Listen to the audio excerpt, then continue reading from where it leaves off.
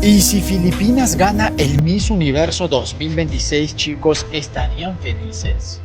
Esta es la última aparición de Miss Universo Filipinas, Bea Millan Windorsky. Soy Jens Castro y vamos a comentar.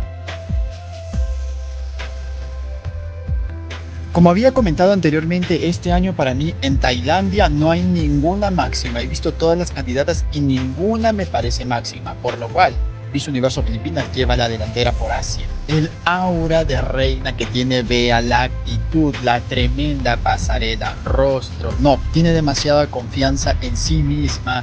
Miren, y esas poses que siempre hace, que ya es un ícono, quebrarse la espalda, conecta mucho con el público, miren ustedes. Uy, no. Filipinas podría bien ganar el Miss Universo 2026 y creo que todo el mundo estaría feliz porque es una reina asiática de admiración. Pero ¿qué te parece Filipinas? Si gana la corona universal, ¿estarían felices o sería una fatimada? Déjame tus comentarios. So mga kapolitika, atin pong muli ay napanood itong reaction video ng kilalang Latino vlogger na si Jens Castro dito sa kanyang social media account.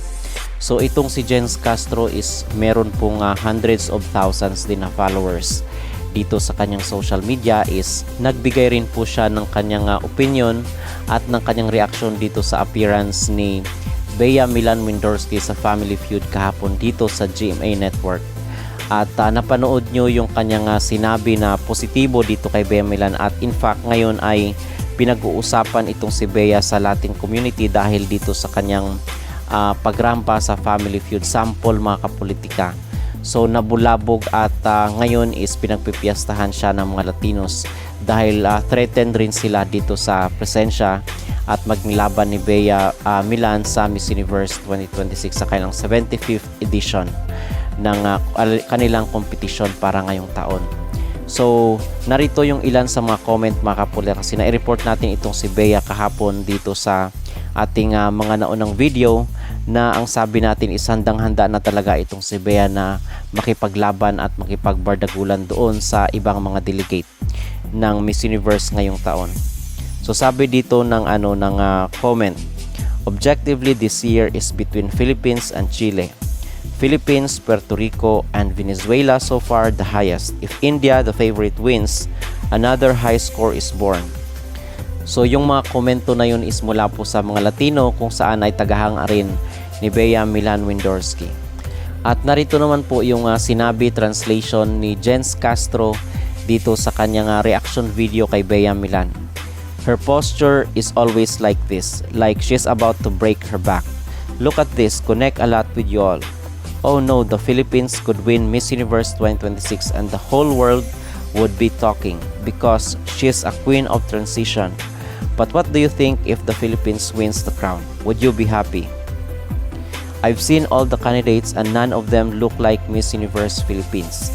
That's why Miss Universe Philippines should take the lead in Asia because she has everything, the attitude, the amazing walk, the face. She's not too much but she's confident in herself.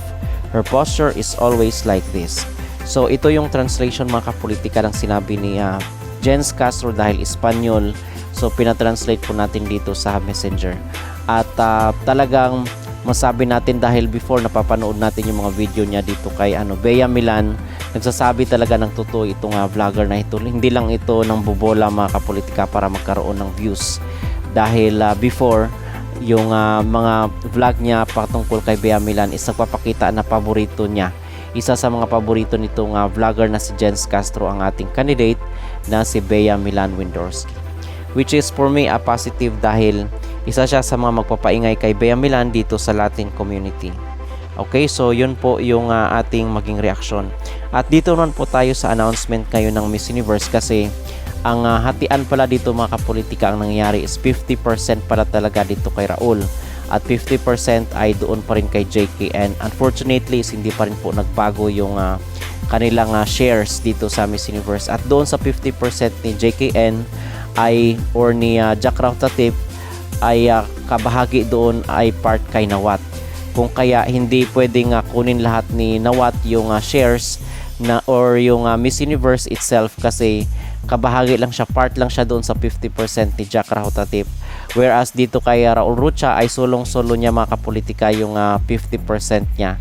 So in total is mas malaki pa rin ang share ni Raul Rucha kung ikumpara dito kay Jack Rotatip at dito kay Nawat. So kaya siguro sinabi ni Nawat na a cheater is always a cheater kasi parang iniwan siya sa ere ni Jack Rotatip at siguro before meron silang mga kasunduan at hindi na yon na natupad. Kung kaya siguro is nag-post siya dito sa kanyang social media about dito sa cheater issue. Pero wala naman siyang binanggit mga kapolitika kung ano yun dahil hinulaan at spekulasyon lang po ng ating mga netizen na patungkol dito sa ownership ng Miss Universe.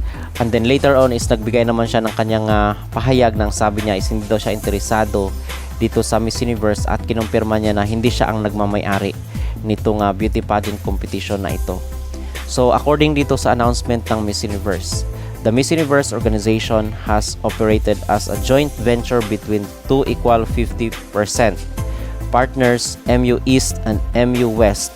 This statement concerning institutional communication channels and corporate authority is issued by MU East. It responds to a publication dated 14th of August 2026 by MU West purported to be made in the name of the Miss Universe organization as a whole. So, ito yung sabi niya 50-50 yung shares, 50% doon kay Raul Rucha and then 50% kay Jack Rotatip. Pero again, kabahagi doon kay Jack Rotatip is hindi yun sa kanya kundi kay Nawat. So, hindi buong 50% pag may-ari ni Nawat kung kaya wala siyang say mga kapolitika sa ownership kasi I believe pag more than 50% doon ay yun na pwede niya nang pagmamay-ariin yung Miss Universe. Siya na yung top head ng organization na ito. Pero ang pinakamalaki na shares dito is solong-solo kasi daw ni Raul Rucha, itong gahaman na CEO Mexican. Okay, so yun po ang ating latest at bahala na sila dyan mag-away-away mga kapolitika. Basta ang sa atin is sana is wag naman maapektuhan yung yung kompetisyon ng mga delegates mo, especially dito kay Bea Milan Windorski. So abangan po natin ang mga susunod na kaganapan dito sa nagpapatuloy pa rin na issue at kontrobersiya sa Miss Universe 2026. So nag-announce na rin po pala yung national director na maging pasabog daw at state of the art yung kanilang production ngayon, high quality yung maging production nila dito sa sa Puerto Rico. At hopefully sana hindi mangyari uli yung nangyari before dito sa Mexico kung saan is very cheap at very low quality yung kailang production dahil dito sa gawa ni Raul Rucha. So we are expecting at we are excited mga kapolitika dito sa mga kaganapan, sa mga susunod na update at latest na mga balita sa Miss Universe. At narito naman po ang isa sa mga reaction rin ng isang Latino vlogger kay Bea Milan Windorski doon sa kanyang naging sample sa Family Feud na kung saan ang sinabi niya ay spectacular daw itong si Bea Milan Windorski.